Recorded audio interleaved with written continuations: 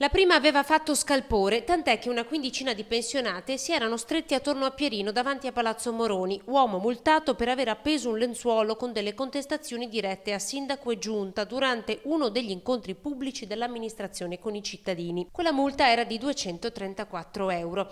Oggi a sorpresa di contravvenzioni ne sono arrivate altre, di importi inferiori. La violazione contestata dagli agenti di polizia municipale è la distribuzione di un volantino, anche questo di evidente contestazione, che però non arrecava, come vorrebbe la legge 47 del 1948, luogo e data di stampa. Nei volantini c'erano alcune critiche rispetto alle politiche di Bitonci, non erano assolutamente offensivi.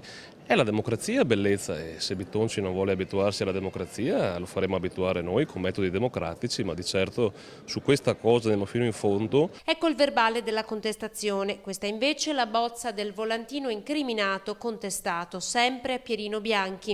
Il Partito Democratico ha deciso di schierarsi accanto a loro e dichiarato battaglia aperta all'amministrazione comunale. È proprio il gesto, la provocazione, cioè prendersela con dei padovani per bene che hanno semplicemente espresso un pensiero contrario, mentre dalla stazione ai quartieri della periferia, al quartiere dove abito io, l'Arcella, sono semplicemente messi a ferro e fuoco dai delinquenti criminali che si occupassero di loro.